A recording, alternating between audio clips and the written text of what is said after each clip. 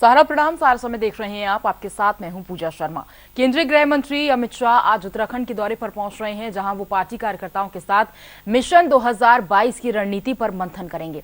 अमित शाह आज सुबह करीब 11:15 बजे जॉलीग्रांट एयरपोर्ट पहुंचेंगे। जीटीसी हेलीपैड से सीधा देहरादून के बन्नू स्कूल जाएंगे, जहां सहकारिता विभाग की घसियारी कल्याण योजना का शुभारंभ करेंगे।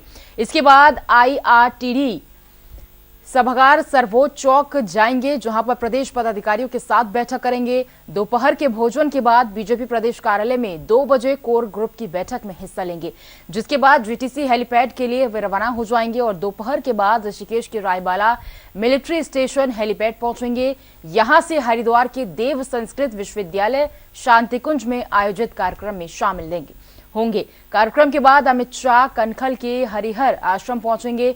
शाम को करीब 7:30 बजे जॉलीग्रांट एयरपोर्ट के लिए अमित शाह रवाना हो जाएंगे।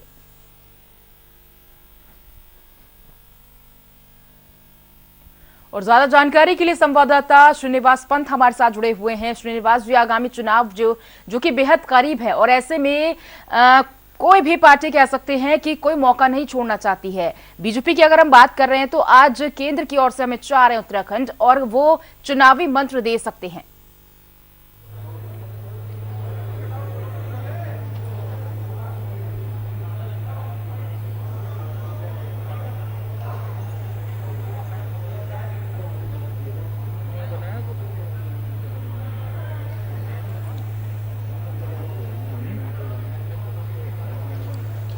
बिल्कुल पूजा, आपको बताना चाहूंगा आगामी विधानसभा चुनाव 2022 के लिए तमाम राजनीतिक दल अपनी अपनी तैयारियां शुरू कर चुके हैं और आज का ये कार्यक्रम अपने आप में ये बताने के लिए काफ़ी है। हालांकि ये भारत सरकार का सहकारिता विभाग के जरिए आयोजित किया गया कार्यक्रम है। उत्तराखंड सहकारिता विभाग की ओर से घसियारी कल्याण योजना का शुभारंभ आज देश के सहकारिता मंत्री अमित शाह बाकायदा उसका शुभारंभ करेंगे। सबसे पहले ये समझना बेहद जरूरी है कि घसियारी कल्याण योजना क्या है। घसियारी कल्याण योजना का अगर हम जिक्र करते हैं तो पहाड़ में तमाम महिलाओं के सिर से पशुओं को, मवेशियों के चारे के बोझ को कम करने के लिए इस योजना का शुभारंभ आज हो रहा है।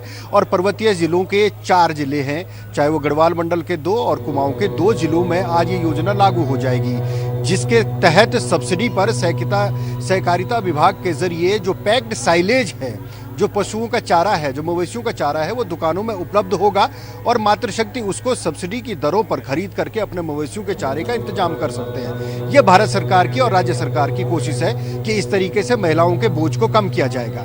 बात अब चुनाव की करते हैं तो 2022 विधानसभा चुनाव के लिए आज केंद्रीय गृह मंत्री अमित शाह राजधानी देहरादून से आज चुनावी शंखनाद भी करेंगे। सबसे पहले मैं अपने कैमरामैन सहयोगी से कहना चाहूंगा कि वो इन तैयारियों की तस्वीरें आपको दिखाए कि आप देखेंगे कि किस प्रकार से तैयारियां यहां पर है, क्योंकि एक बड़ा कार्यक्रम है, एक बड़ी जनसभा है जहां पर भारतीय जनता पार्टी के तमाम कार्यकर्ताओं को धीरे धीरे पहुंचना है। तकरीबन 11:20 पर यहां पर कार्यक्रम शुरू होगा, क्योंकि केंद्रीय सहकारिता मंत्री यहां पहुंचेंगे। बतौर मुख्य अतिथि आज इस योजना घसियारी कल्याण योजना का शुभारंभ करेंगे और भारतीय जनता पार्टी के कार्यकर्ताओं के अलावा पहाड़ से भी तमाम महिलाओं की आने की संभावना यहां पर है, क्योंकि मातृशक्ति के सिर का बोझ कम करने के मकसद से इस योजना को धरातल पर क्रियान्वित करने की रणनीति उत्तराखंड सरकार के सहकारिता विभाग ने तैयार की थी।